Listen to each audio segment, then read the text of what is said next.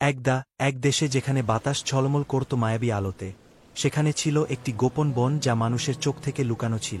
এই বনটি এল্ডার গ্লিমার গ্রোভ নামে পরিচিত ছিল, এবং এখানে অনেক জাদুকরী প্রাণী বাস করত, কিন্তু তাদের মধ্যে ছিল একটি ছোট্ট পরী যার নিজের জাদু এখনও আবিষ্কৃত হয়নি।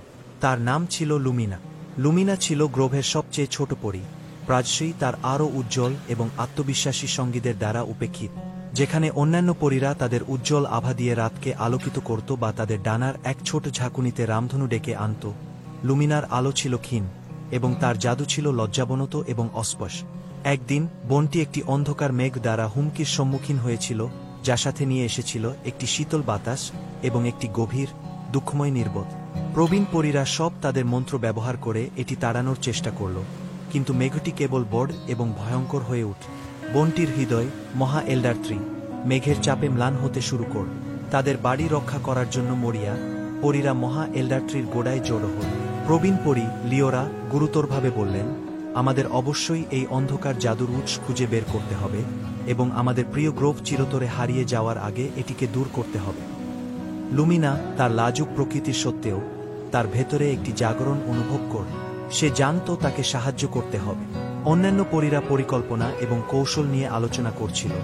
লুমিনা চুপি চুপি সরে পড়ল, ম্লান পাতার এবং বিবর্ণ ফুলের একটি পথ অনুসরণ করে। তার যাত্রা তাকে অন্ধকার মেঘের কেন্দ্রে নিয়ে গেল, যেখানে সে একটি ছায়াময় ফিগারকে একটি স্ফটিকস্বচ্ছ পুকুরের পাশে কাঁদতে দেখল, যা মলিন এবং অন্ধকার হয়ে গিয়েছিল। ফিগারটি ছিল একটি দুঃখময় আত্মা নাম নকটুর্না, যে তার পথ হারিয়ে ফেলেছিল এবং দুর্ঘটনাক্রমে বনটিতে দুঃখ এনে দিয়েছিল। তুমি কেন কাঁদছ? লুমিনা নরমভাবে জিজ্ঞাসা করল, তার কণ্ঠস্বর প্রায় ফিসফিস। বিস্মিত হয়ে নকটুর্না তাকাল। আমি পথ হারিয়েছি এবং একা, সে উত্তর দিল। আমার দুঃখ বনটিতে ঢুকে গেছে, এবং এখন এটি আমার কারণে কষ্ট পাচ্ছে।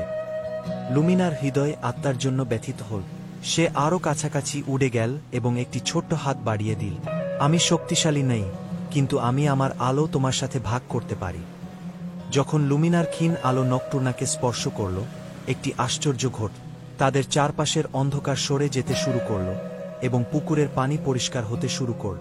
নকটুর্নার দুঃখ কমতে শুরু করল, পরিবর্তিত হয়ে একটি কোমল আশার আলোতে পরিণত হল। ফিরে আসার পথে পরীরা পরিবর্তন লক্ষ্য করল। অন্ধকার মেঘ সরে যেতে শুরু করল, এবং মহা এল্ডার ট্রি আবারও শক্তিশালী এবং উচ্চতায় দাঁড়াল।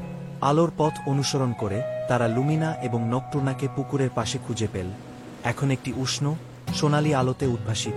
প্রবীণ পরী লিওরা এগিয়ে এসে লুমিনাকে মমতা সহকারে হাসলে। তুমি তোমার জাদু আবিষ্কার করেছ, প্রিয় লুমিনা। এটি মহিমান্বিত প্রদর্শনে বা শক্তিশালী মন্ত্রে ছিল না, কিন্তু তোমার দয়া এবং সহানুভূতিতে। সেই দিন থেকে লুমিনা আর অজানা ছোট পরী ছিল না। তাকে তার সাহসী হৃদয় এবং কোমল আত্মার জন্য উদযাপিত করা হয়েছিল। সবাইকে স্মরণ করিয়ে দিয়েছিল যে কখনো কখনো সবচেয়ে ছোট আলো সবচেয়ে উজ্জ্বলভাবে জ্বলে, বিশেষ করে সবচেয়ে অন্ধকার সময়। এবং তাই এল্ডার গ্লিমার গ্রোভ আবারও সমৃদ্ধি লাভ করল। তার জাদু আগের চেয়ে শক্তিশালী। লুমিনার আলো যে কোনো ছায়ার মধ্যে পথ দেখিয়ে দিত।